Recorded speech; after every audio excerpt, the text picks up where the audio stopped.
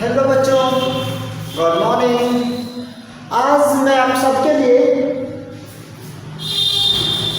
एक अभी जो ये बिल चल रहा है ना, अभी जो ये विवाद चल रहा है ना, इसी बिल पे इतना ज़्यादा विवाद चल रहा है, इस विवाद का पूरा विवरण मैं लेकर के आपके सामने आया हूँ कि विवाद क्यों है, गवर्नमेंट की क्या गलती है, किसानों की क्या गलती है, इसके पीछे का क्या वजह है, उन सबको मैं लेकर के आया हूँ। यह जो बिल बना है उसका कॉन्स्टिट्यूशनल वैल्यू क्या है, या कॉन्स्टिट्यूशन के अनुसार वह बिल गलत है या सही है, उन सबको लेकर के मैं आया हूँ।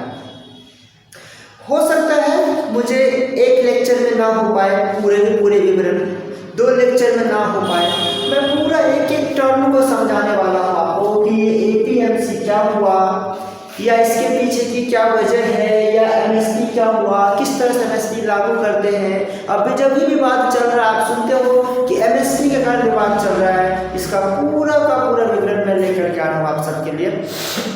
तो चलिए शुरुआत करते हैं। सबसे पहले देखते हैं कि हम लोग बार सुनते हुए आ रहे हैं मंडी मंडी मंडी मंडी मंडी, सारा का सारा विवाद मंडी करते ही सुनते हुए आ रहे हैं। तो चलो देखते हैं कि मंडी होता क्या। सबसे पहले बात इंग्लिश में देखिए उस मंडी को, तो पूरा नाम है एपीएमसी, जिसको हम लोग फुल फॉर्म में करते हैं agriculture produce market committee yard. Hindi में बोले तो कृषि उत्पाद बाजार समिति। दैट मीन्स जो आगे की बात करोगे एक तरह का बाजार समिति है। मतलब एक ऐसा प्लेस जिस प्लेस पे बड़े से बड़े किसान, छोटे से छोटे किसान आकर के अपना अनाज को बेच सकता है, उसको हम लोग कहते हैं एपीएमसी। बोलिए, पंजाब हरियाणा के किसान उसको मंडी बोलते हैं, बिहार के किसान उसको बाजार समिति बोलते हैं, वगैरह अलग जगह पे अलग नाम। होता क्या, कंसेप्ट क्या है यहाँ पे जरा सा देखिएगा। जब भी हम लोग एपीएमसी का बात करते हैं, बाजार समिति का बात करते हैं, तो सबसे पहले जो जहन में सवाल आता है वो सवाल ये आता है कि आखिर जरूरत क्यों पड़ी, एक प्लेस बनाने का जरूरत क्यों पड़ी, एक मार्केट बनाने का जरूरत क्यों पड़ी, क्यों यह मंडी बनाना पड़ा, क्यों यह बाजार समिति बनाना पड़ा, क्यों यह एग्रीकल्चर प्रोड्यूस मार्केट कमिटी बनाना पड़ा, क्या वजह है इसका। तो आपको पता है जब हमारा देश आज़ाद हुआ था 1947 में, तो कितना क्रिटिकल कंडीशन था, कितना बुरा कंडीशन था। हमें खाने के लाले पड़ गए थे, हमारे पास पैसे नहीं था जो हम अनाज उगाएंगे। तो उस टाइम पे क्या करते थे, उस टाइम पे जो हमारे गरीब दबे कुचले जो किसान थे, वह किसान ना उतना हमारे पास बैंकिंग सिस्टम था, बैंक से जाकर के किसान क्या करेंगे, लोन लेकर के आ जाएंगे। उन्हें कहाँ जाना पड़ता था, वहाँ गांव में बैठे साहूकार के पास जाना पड़ता था, मनी लेंडर्स के पास जाना पड़ता था, पैसों वाले आदमी के पास जाना पड़ता था। उनसे जा करके वो पैसे लेकर के आते थे, और जब वो पैसे लेकर के आते थे तो बेचारे गरीब किसान उसको किसी वजह से, हो सकता है वो चुका ना पाया। यदि वो चुका नहीं पाता था तो वो मनी लेंडर्स, वो साहूकार, वो इंतजार करते थे कि 1 महीना 2 महीना 3 महीना किसान मेहनत करके फसल उगाया है, और जब फसल अब पकने वाला है, फसल पक के तैयार हो गया है, तो वह साहूकार जबरन जा करके क्या करता था, उसकी फसल की कटाई कर देता था, हार्वेस्टिंग कर देता था। अब बेचारा किसान का जब हार्वेस्टिंग हो जाता था, सारा अनाज उठा करके साहूकार अपने घर ले जाता था, तो किसान बेचारा तो लेबर ही रहा ना, उस बेचारे का तो एक्सप्लॉयटेशन होता रहा ना, उस बेचारे का तो शोषण होता रहा ना। तो उस शोषण को बचाने के लिए, उस एक्सप्लॉयटेशन को बचाने के लिए हमारे गवर्नमेंट ने, हमारी सरकार ने क्या किया, एपीएमसी एक्ट लेकर के आ गए, एग्रीकल्चर प्रोड्यूस मार्केट कमिटी बना दे, एक बाजार समिति खोल दिया कि चलो किसान भाई आप बाजार में जाकर के अपने सामान को बेचो। अब सवाल आया कि क्या सर ये आजादी के बाद ऐसा हुआ, तो आंसर है नहीं। यह जो आप एपीएमसी देख रहे हो, यह जो बाजार समिति का कंसेप्ट देख रहे हो, ये बाजार समिति का कंसेप्ट बहुत पुराना कंसेप्ट है, बहुत ज्यादा पुराना। ये 1934 से ही ये कंसेप्ट हमारा 1934 से ही लागू था। उस टाइम में जब हम लोग आज़ाद नहीं हुए थे, उस टाइम में भी जो हमारा इंडियन प्रोविंसेस था, जहाँ पे इंडियन रूलर रूल करते थे, वहाँ पे भी किसानों को क्या किया जाता था, एक्सप्लॉइट किया जाता था। वहाँ पे भी किसानों का शोषण किया जाता था। तो शोषण को बचाने के लिए 1934 से इस तरह का एक्ट चलता हुआ आ रहा था। और आज़ादी के बाद जब देखा गया कि अभी भी किसानों का बद से बदतर स्थिति है, तो यह एपीएमसी एक्ट को क्या किया गया और आगे बढ़ा दिया गया। ठीक है, तो इतना बात क्लियर हुआ। एपीएमसी एक्ट क्या हुआ? एपीएमसी क्या हुआ? एग्रीकल्चर प्रोड्यूस मार्केट कमेटी, कृषि उत्पाद बाजार समिति, जहां पे या उसका दूसरा नाम कहते हैं लोग रेगुलेटेड मार्केट कमिटीज, आरएमसी, या एक ऐसा प्लेस जहां पे एरिया, कुछ एरिया को मार्केट, कुछ एरिया को मैनेज किया जाता है। किस पर्पस के लिए? Regulation of marketing of notified agricultural produce, agricultural produce को, एग्रीकल्चरल प्रोड्यूस लाइव स्टॉक्स, पशु को भी इन फिजिकल, इलेक्ट्रिकल और अदर मोड्स में क्या किया जाता था, उसको आप एक प्लेस बना दिया जाना जहां पे आप अनाज को क्या कर सको, बेच सको। क्या करता है ये एपीएमसी? तो ये मेजर करता है प्रिवेंशन ऑफ परचेज को और सेल को। ठीक है, और क्या करता है? ये डिस्प्यूट को सेटल करता है। और क्या करता है? ये चार्जेस भी लेता है। अब मान लो किसान आया, किसान बेचारे ट्रैक्टर करके अपना अनाज लेकर के यहाँ पे आया, तो अब ट्रैक्टर को पार्किंग में डालेगा तो पार्किंग का चार्ज देना पड़ता किसान को। अब वह जिस धर्म कांटा पे, जिस बटखरा पे वो क्या करेगा, वह मेजर करेगा, उसका भी पैसा देना पड़ेगा उसको। यहाँ पे कौन बैठ सकता है, किसके पास? उसके लिए एपीएमसी में बैठने के लिए आपको क्या चाहिए? आपको लाइसेंस की जरूरत पड़ती है। तो वहाँ पे वेरिफिकेशन होता है लाइसेंसिंग का भी। यह स्टोरेज प्रोवाइड करता है, वेयर हाउस प्रोवाइड करता है, फैसिलिटी प्रोवाइड करता है हमें, हम गरीब किसानों को। चलो ठीक है, ये बात हो गई एपीएमसी की। चलिए अब देखते हैं इसका बेनिफिट क्या है, फायदा क्या हुआ इस एपीएमसी का। तो यह एक प्लेस बन गया जहाँ पे किसान आकर के क्या कर सकता है, अपना सामान बेच सकता है। और यह एक ऐसा प्लेस है जहाँ पे आप मान लो कोई विलेज, कोई मतलब क्या बोल सकते हैं, काफी पिछड़े गांव में रह रहा है, उसको भारत में क्या हो रहा है नहीं हो रहा है कोई मतलब नहीं। जब वहाँ के किसान मंडी आएंगे, जब वहाँ के किसान बाजार समिति आएंगे, तो वहाँ पे उनको नॉलेज मिलेगा। वो क्या होंगे, वो इंटरेक्ट होंगे कहाँ पे, यहाँ पे बैठे गवर्नमेंट के सर्वेंट से, उनको स्कीम के बारे में पता चलेगा। तो फार्मर्स डायरेक्टली कनेक्ट हो सकते हैं गवर्नमेंट के साथ। तो यह सबसे बड़ा बेनिफिट है कि फार्मर्स डायरेक्टली गवर्नमेंट एम्प्लॉय के साथ कनेक्ट हो सकते हैं, या गवर्नमेंट से डायरेक्ट यदि हम लोग कनेक्ट करने की कोशिश करें, यही एक मंडी है। यहाँ पे डेटा कलेक्ट कर सकते हो। किस तरह का डेटा कलेक्ट कर सकते हो? मान लो किसान सामान लेकर के आए, अपना गुड्स लेकर के आए, उस गुड्स की क्वालिटी क्या है? कुछ क्वालिटी ए क्वालिटी होगा, अच्छा क्वालिटी होगा, कुछ बी क्वालिटी होगा, उससे थोड़ा सा डाउन होगा, कुछ सी ग्रेड होगा। तो उस तरह से ग्रेडिंग सिस्टम में क्या होता है, सामान को बांट दिया जाता है। तो उससे क्या होता है, उससे हम लोग डेटा को कलेक्ट कर सकते हैं, मतलब उसको हम लोग स्टैंडर्डाइज कर सकते हैं, मानकीकरण कर सकते हैं तो सामान का, गुड्स का यहाँ पे। और क्या कर सकते हैं, यह फूड सिक्योरिटी प्रोवाइड करता है, rural as well as urban को। यहाँ पे क्या होता है, MSP that is minimum support price तय किया जाता है, और FCI that is Food Corporation of India भी यही पे बैठता है। ये तो बेनिफिट है। नुकसान क्या है इसका? यदि हम लोग इस बिल के नुकसान को देखें, तो इस बिल का नुकसान क्या है, आखिर कमी क्या है इस बिल में? तो यहाँ का जो इंफ्रास्ट्रक्चर है वह काफ़ी बद से बदतर हो चुका है, काफ़ी पुराना हो चुका है, काफ़ी आउटडेटेड इंफ्रास्ट्रक्चर है। किसान बेचारे मंडी में आते हैं, सुबह से शाम तक उसको वो धूप में बैठे रहते हैं, उसको छाँव है ही नहीं कहीं भी, मतलब उसको पीने को सही ढंग का पानी नहीं मिलता है वहाँ पे। इंफ्रास्ट्रक्चर बद से बदतर है। किसान को काफ़ी ज़्यादा टैक्स देना पड़ता है। यहाँ पे 2% से लेकर 19% तक टैक्स देना पड़ता है। किन चीज़ों में? ये जो यहाँ पे चार्जेस देते हैं, धर्म कांटा का अलग चार्ज, पानी पिएंगे उसके अलग चार्ज, खाना खाएंगे उसके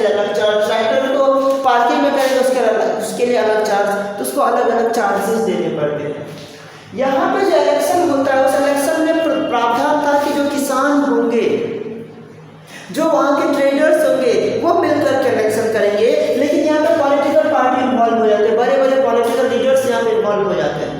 ये भी एक रीजन है।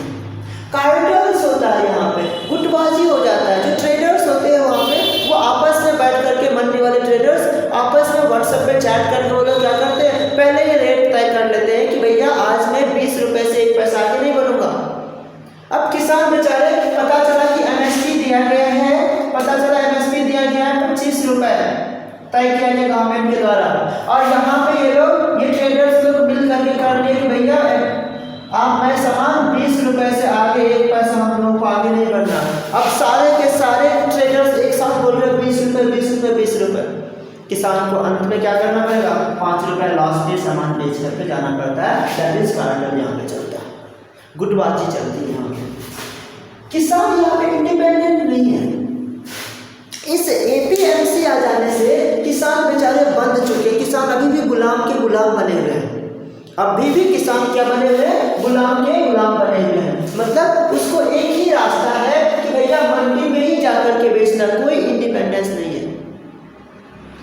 और सर्विस बहुत बेकार है, यहाँ का सर्विस बहुत बेकार है। अब एक सवाल आता है कि यदि इतने सारे ड्रॉबैक्स हैं यहाँ पे, तो इस ड्रॉबैक्स को सुधारने के लिए इससे पहले प्रयास नहीं किया गया? प्रयास किया गया, इससे पहले भी प्रयास किया गया है इसको सुधारने के लिए। तो चलो देखते हैं कि प्री 2020 दैट मींस 2000 जून 2020 से पहले क्या क्या प्रयास किए गए थे इस एपीएमसी एक्ट को सुधारने के लिए। तो बोला जाता है कि सबसे पहला जो प्रयास किया गया था वह प्रयास किया गया था 2003 में, 2013 में एक प्रयास किया गया था माननीय प्रधानमंत्री अटल बिहारी वाजपेयी के द्वारा। इन्होंने, अटल बिहारी वाजपेयी ने एक मॉडल तैयार किया था, मॉडल एपीएमसी एक्ट 2003 में। लेकिन इस मॉडल में अटल बिहारी वाजपेयी ने क्या किया था, इस मॉडल को, इस एक्ट को उन्होंने संसद से पास नहीं कराया था। वो बस अटल बिहारी वाजपेयी जी बस क्या किए थे, एक मॉडल, एक खाका तैयार कर दिए थे, एक रूल एंड रेगुलेशन तैयार कर दिए थे, एक स्ट्रक्चर बना दिए थे, और उस स्ट्रक्चर्स को 29 स्टेट्स में बांट दिया गया था, दे दिया गया था, और बोला गया था कि भैया यदि आपको अच्छा लग रहा है ना ये मॉडल मेरा, अपने अपने स्टेट्स में आप इम्प्लीमेंट कर लो। तो चूंकि संसद से पास किया गया नहीं था ये बिल, तो ये एक्ट नहीं बन पाया, इसलिए कुछ स्टेट्स ने उसको फॉलो किया, कुछ स्टेट्स ने फॉलो नहीं किया। इसमें बात की गई थी कि एपीएमसी में जरूरी नहीं है किसानों को कि वह एपीएमसी में आकर के ही, मंडी में आकर के ही, बाजार समिति में आकर के क्या करें, अपना सामान को बेचें। आप इंडिपेंडेंट हो, आप कहीं भी बेच सकते हो। जो लीगल पर्सन, यहाँ पे बात की गई थी कि जो लीगल पर्सन है, जो लीगल पर्सन है, लीगल पर्सन कौन होते हैं, कॉर्पोरेट्स, कंपनीज वाले, वह अपना स्पेशल मार्केट बना सकते हैं, उसको परमिशन था स्पेशल मार्केट बना करके आप सामान को बेच दो। किसान यदि चाहे वह मंडी में आकर के अपने गांव में एक मेला लगा के, एक फेयर लगा के अपने सामान को बेच ले तो बेच सकता है। इस तरह के बहुत अच्छे से प्रावधान थे। तो कुछ स्टेट्स ने फॉलो किया, कुछ स्टेट्स ने फॉलो नहीं किया। ये जो नोट्स है, वो नोट्स आप लोगों को मिल जाएगा, हिंदी और इंग्लिश दोनों में नोट्स है। मैं यहाँ पे बोर्ड पे इंग्लिश लिख रहा हूँ, लेकिन मैं बोल रहा हूँ आपको हिंदी में ही, तो शायद आप लोगों को इशू नहीं होगा समझने में। तो बस आप लोगों को समझना है, नोट्स आपको डिस्क्रिप्शंस में लिंक दिया हुआ होगा, आपका टेलीग्राम का भी, आपका व्हाट्सएप का भी, और वैसे डिस्क्रिप्शन में भी नोट्स होगा। आप टेलीग्राम ज्वाइन कर लो, आप व्हाट्सएप ग्रुप ज्वाइन कर लो, वहाँ पे आपको नोट्स प्रोवाइड हो जाएगा। वैसे इस चीज़ का नोट्स आपको दिया हुआ है, आपके डिस्क्रिप्शन में आपका नोट्स का PDF दिया हुआ, वहाँ से आप लोग हिंदी इंग्लिश दोनों में आप लोग डाउनलोड कर लेना, ठीक है। और अच्छा लगे तो थोड़ा सा लाइक और शेयर भी कर दो, और सब्सक्राइब भी कर दो, ताकि मैं ऐसे वीडियो आप लोगों को बना करके दिखाता रहूँ, देता रहूँ। और ये ब्रीफ इंट्रोडक्शन जो होगा, दैट मींस जो कंप्लीट एक्सप्लेनेशन होगा, वैसा कंप्लीट एक्सप्लेनेशन आपको मैं देता रहूँ, ताकि कंप्लीट एक आइडिया हो जाए। हमें पॉलिटिकल एस्पेक्ट्स में नहीं जाना, हम लोगों का काम पॉलिटिक्स में क्या हो रहा है नहीं हो रहा है हमें उससे मतलब नहीं होनी चाहिए। हम स्टूडेंट्स का काम क्या है कि इसके बेसिक समझना और तब जाकर के इसके कानून जो आया उसको समझना और उस जो लॉ आया है उसमें क्या गलत है क्या खामियां हैं उसको निकालना। तो आज मैं सिर्फ और सिर्फ आप लोगों को बैकग्राउंड दे रहा हूँ कि क्या कैसे क्यों ऐसा हो रहा है, और जब ये होगा तब हम लोग देखेंगे कि बिल क्या है, बिल में तब देखेंगे हम लोग क्या खामियां हैं, तब जाकर के। आज सिर्फ और सिर्फ मैं पूरा का पूरा एक हिस्ट्री बता रहा हूँ, इस बिल के पीछे का हिस्ट्री बता रहा हूँ कि क्या हिस्ट्री कहाँ से शुरुआत हुई थी, क्या क्या कमियां थी, उसको क्यों सुधारने की बात चल रही थी और क्यों जाकर के हर एक गवर्नमेंट ने प्रयास किया। 2003 में अटल बिहारी वाजपेयी ने प्रयास किया, मनमोहन सिंह की सरकार है उन्होंने प्रयास किया, फिर मोदी जी की सरकार है उन्होंने फर्स्ट 5 ईयर में प्रयास किया लेकिन नहीं हो पाया, लेकिन इस बार उन्होंने कर दिखाया। ठीक है, तो वो सारी बातें आज हम लोग डिस्कस कर रहे हैं। तो दूसरा एक और आया था पोर्टल, ये फ्लॉप कर गया, कुछ स्टेट्स ने किया कुछ स्टेट्स ने फॉलो नहीं किया। दूसरा आ गया हमारे पास ई-नैम। यहाँ पे पोर्टल एक इलेक्ट्रॉनिक पोर्टल बना दिया गया और इस पोर्टल के थ्रू क्या किया गया, इस पोर्टल के थ्रू हर एक स्टेट्स को जोड़ दिया गया। जो स्टेट्स इंटरेस्टेड थे इलेक्ट्रिकल मीडिया से जुड़ने के लिए उनको जोड़ दिया गया और उनके फार्मर को परमिशन दे दिया गया कि विदाउट APMC आप क्या कर सकते हो, आप यहाँ पे जुड़ सकते हो। दैट मीन्स कहने का क्या मतलब है, मान लो एज फॉर एग्जाम्पल ये हमारे पटना के किसान हैं, ठीक है, ये हमारे पटना के किसान हैं। अब इस पटना का किसान क्या करेगा, यहाँ पे कोई राजस्थान में का कोई ट्रेडर है, अब यहाँ से व्हाट्सएप पे बात होकर इस दोनों के बीच डील फाइनल हो गई, दैट इज ई-नैम। लेकिन अब क्या होगा, ये पटना का जो फार्मर जाएगा अपना पटना में जो बाजार समिति है वहां पे, और ये कॉन्टैक्ट करेगा, यहाँ पर ट्रेडर्स भी कॉन्टैक्ट करेंगे इस बाजार समिति वाले से। मान लीजिए 1 लाख रुपए में क्या हो गया, डील फाइनल हो गया दोनों के बीच। ये भी जाके बताएगा मैंने ऐसे ऐसे कर लिया इसको, और ये भी बताएगा इसको मैंने ऐसे ऐसे कर लिया। ये अपना पैसा यहाँ पे इनके पास भेजेगा और ये यहाँ से माल उठा लेगा। अब ये अपना कमीशन काट करके और ये फार्मर्स को क्या कर देंगे, अपना पैसा इसको दे देंगे। इस तरह से आता था ई-नैम खैर अभी भी है।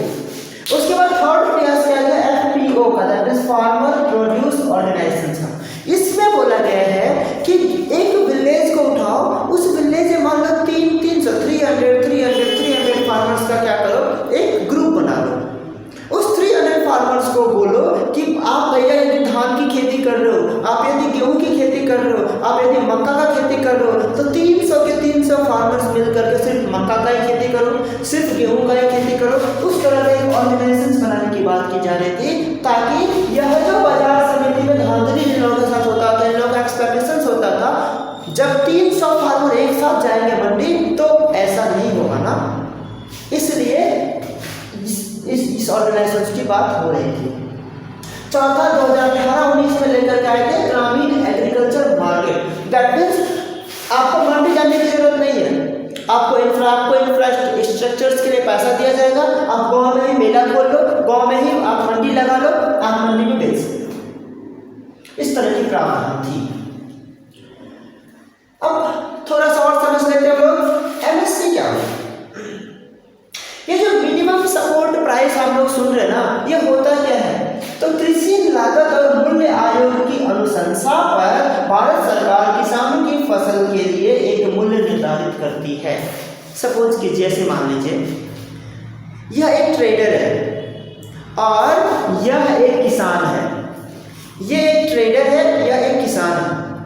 अब क्या किया, इस किसान से ट्रेडर ने बात कर लिया कि भैया मुझे गेहूं चाहिए, मुझे आटा के लिए, मेरा आटा का फैक्ट्री है, आटा के लिए मुझे गेहूं चाहिए, ठीक है। तो दोनों के बीच एग्रीमेंट हो गया, इनके दोनों के बीच एग्रीमेंट हो गया कि आपका गेहूं मैं लूँगा 25 रुपये kg पे लूँगा, ठीक है। लेकिन कल को ये कंपनी बंद हो गई, कौन गारंटी लेगा, किसान का तो बर्बाद हो गया पैसा, किसान ने तो पैसा फंसा दिया था, मुझे 25 रुपये kg पे मिलेगा। तो ये कॉन्ट्रैक्ट फार्मिंग होता है, ये कॉन्ट्रैक्ट फार्मिंग होता है, इसमें गारंटी नहीं होता। मान लो कल को कंपनी डूब गई तो किसान बर्बाद हो जाएगा। इसी तरह का गारंटी कौन देता है, यदि इसी तरह का गारंटी गवर्नमेंट देता है कि आप फसल लगाओ, आपका फसल 25 रुपये kg पे मैं खरीदूंगा, तो यदि यही लीगल पर्सन यदि कंपनी को छोड़ करके वापस यहाँ पे गवर्नमेंट आ जाते हैं और गवर्नमेंट तय निर्धारित कर देते हैं फी को, उसको हम लोग एमएसपी करते हैं, मिनिमम सपोर्ट प्राइस करते हैं। यह एमएसपी का कंसेप्ट एक्चुअली में 1965 से आया था। एक कमेटी है जिसको हम लोग कहते हैं एल.के. झा कमेटी। तो एल.के. झा कमेटी के द्वारा रिकमेंड किया गया था 1965 में एमएसपी को, मिनिमम सपोर्ट प्राइस को, जो गवर्नमेंट निर्धारित करके देती है कि आप फसल लगाओ, आपका फसल 5 रुपए का है, 10 रुपए का है, 15 रुपए का है, मैं 25 रुपए में लूंगा। एक निर्धारित कर दिया। लगाने से पहले ही गवर्नमेंट क्या करते हैं, गवर्नमेंट निर्धारित कर देते हैं उसको हम लोग एमएसपी कहते हैं। ठीक है, मिनिमम सपोर्ट प्राइस कहते हैं। ठीक है, ओके। अब इस एमएसपी को किस तरह से लागू किया जाता है, किस तरह से देखा जाता है, तो इसके लिए एक कमीशन बनाया गया था, commission of agriculture committee policy. कब?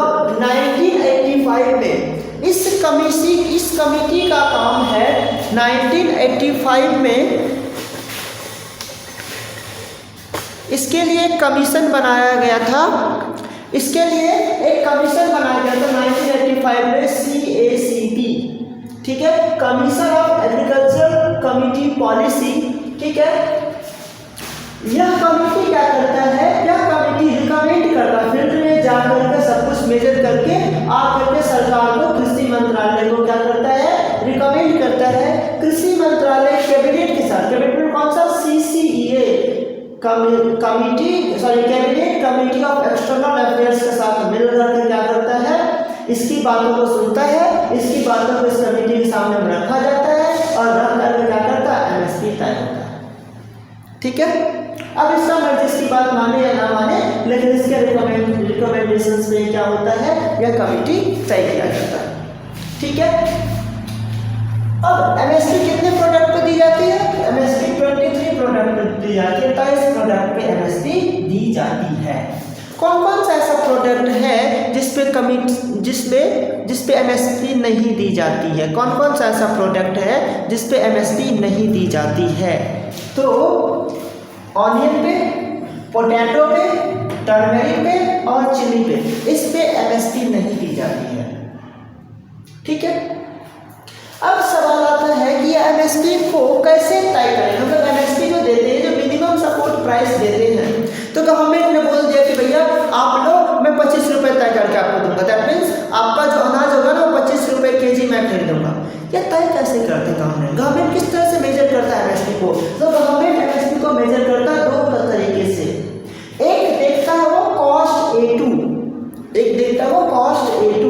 तो कॉस्ट A2 क्या हुआ, these are the cost the farmers actually pays out his or her pocket for buying various inputs ranging from seeds to fertilizers to pesticides to fixed to hired labor and to hired machinery or to even leased in land। मान लो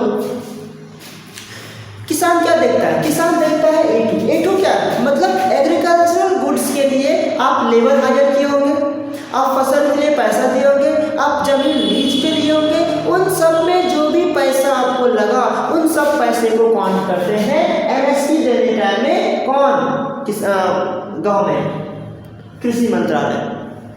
दूसरा क्या देखता है, दूसरा देखता है cost C2, that is comprehensive cost देखता है। भैया आपका लैंड है, आप अपने लैंड पे काम कर रहे हो, तो खुद आपका भी तो फैमिली है ना, फैमिली लेबर को देखता है। क्या देखता है कि फैमिली लेबर, यदि आप 10 दिन फील्ड पे काम किए तो 10 दिन का आपका सैलरी कितना हुआ, आपका रेंट कितना हुआ, ठीक है, आपने जो इंटरेस्ट पैसा लिया उसका कितना हुआ, उन सब कुछ को देख करके तय किया जाता है C2। तो 2 चीज से तय करता है, एक A2 से एग्रीकल्चर गुड्स खरीदने में, लेबर हायर करने में, लगाने में जो पैसा लगा, फैमिली लेबर जो एक फील्ड पे जो 10 फैमिली के लोग काम करने मिल करके उनका लागत देख करके तय किया जाता है एमएसपी को, मिनिमम सपोर्ट प्राइस को। क्लियर, यहाँ तक तो क्लियर हो गई। अब हम लोग थोड़ा सा देख लेते हैं कि अभी जो चेंजेस किया गया है वह चेंजेस का रिक्वायरमेंट क्या था, वहाँ पे चेंजेस का क्या रिक्वायरमेंट था, क्यों ऐसा एसेंशियल हो गया चेंज करना। तो गवर्नमेंट हमें पता है निर्मला सीतारमण जी अपना बजट लेकर के आई थी, उस बजट में भी बात किया गया था कि पहले कंसेप्ट था जो एसेंशियल कमोडिटी एक्ट है, जो एसेंशियल कमोडिटी है, जैसे आपका एसेंशियल कमोडिटी का मतलब जो भी आपका एसेंशियल कमोडिटी है, जो भी आपका फूड ग्रेन्स है या ऑयल है, जो भी आपका एसेंशियल कमोडिटी है, उसको आप क्या कर सकते हो, उस एसेंशियल कमोडिटी को आप स्टोर करके नहीं रख सकते, ऐसा प्रावधान था। ये एसेंशियल कमोडिटी एक्ट, ये जो हमारा एसेंशियल कमोडिटी एक्ट है वह 1955 में आया हुआ था, और ये जो एसेंशियल कमोडिटी एक्ट 1995 में आया गया था, यहाँ पे स्टॉक करने के लिए मना किया गया था कि भैया आप एसेंशियल कमोडिटी को स्टॉक करके नहीं रख सकते, यदि कोई आपदा आ जाता है, ठीक है, इसको आप स्टॉक करके नहीं रख सकते। लेकिन यह जो एक्ट आया है बार बार इसमें जिक्र किया जाता है, नहीं, इसको आपको क्या करना पड़ेगा, एसेंशियल कमोडिटी एक्ट को, मतलब एसेंशियल कमोडिटी को आप क्या करो, आप स्टोर करो। नहीं, क्या हो रहा है यहाँ पे, मान लो सपोज कर लो गवर्नमेंट बोलते हैं भैया आप 100 क्विंटल से ज़्यादा सामान नहीं रख सकते अपने स्टॉक में। अब कि कोई किसान आया वो 500 क्विंटल लेकर के आया, इनके पास कैपेसिटी 100 क्विंटल का ही है, अब 400 क्विंटल क्या करेगा किसान, कहाँ रखेगा, ये तो खराब हो जाएगा ना, ठीक है। तो इन चीज को हटाने के लिए गवर्नमेंट बात कर रही थी कि नहीं, जो एसेंशियल कमोडिटी है उसको आप क्या करो, उसको लिमिट मत करो, उसको आप स्टॉक करके रखो, ठीक है। रिड्यूस प्रोड्यूसर प्रॉफिट, इससे क्या हो रहा है, जो प्रोड्यूसर है, अब देखो ये 400 क्विंटल इसका बर्बाद हो गया, इसको आप क्या करो, यह जो प्रोड्यूस करके लाया यह इसको प्रॉफिट नहीं मिला ना।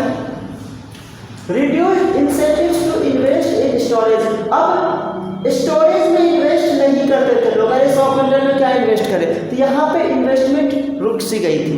इन सब चीज़ों को हटाने की बात कर रही थी। तो अभी जो आपका एसेंशियल कमोडिटी एक्ट में चेंजेस हुआ है वह इसी के कारण हुआ है कि जो पहले लिमिट लगा हुआ था वह लिमिट को हटा दिया गया है। वो एक अच्छा संकेत है कि मान लो कोई फार्मर 100 क्विंटल 5000 क्विंटल या 500 क्विंटल लेकर के आया, और यहाँ पता चला कि 100 क्विंटल से ज़्यादा तो का स्टॉक नहीं कर सकता कोई, तो 100 क्विंटल से ज़्यादा का स्टॉक नहीं कर सकता, तो यहाँ पे 400 क्विंटल तो बेचारे का बर्बाद हो गया। इस चीज़ को हटाने की बात कर रही थी, बोला जा रहा था कि इससे क्या हो रहा है, इससे एग्रीकल्चर जो चेन है वो वीक पड़ जा रहा है कहीं ना कहीं, और जब एग्रीकल्चरल चेन वीक पड़ जाएगा तो किसान क्या हो जाएंगे, किसान तो आत्महत्या करेंगे। इन चीज़ों को हटाने के लिए क्या किया गया है, इन चीज़ों को हटाने के लिए इस तरह का कानून लाया गया है। तो ये अब तक का क्या था, एक ब्रीफ इंट्रो था। अब हम लोग देखेंगे कि ये बिल क्या है, ये तीनों बिल आया है, अब हमारे समझ में आ जाएगा कि बिल क्या है, किस आधार पर बिल आया है, और यह जो बिल पास किया गया है वह किस आधार पर किया गया है, और उसका कॉन्स्टिट्यूशनलिटी रियलिटी क्या है, पास करना चाहिए नहीं चाहिए, जबरदस्ती किया गया है, किस लिए विवाद है, उसके बारे में अब हम लोग देखेंगे नेक्स्ट लेक्चर में। तो आज के लिए बस इतना ही। आप लोग दबा के लाइक शेयर और सब्सक्राइब कीजिए और इंतजार कीजिए कल के वीडियो का।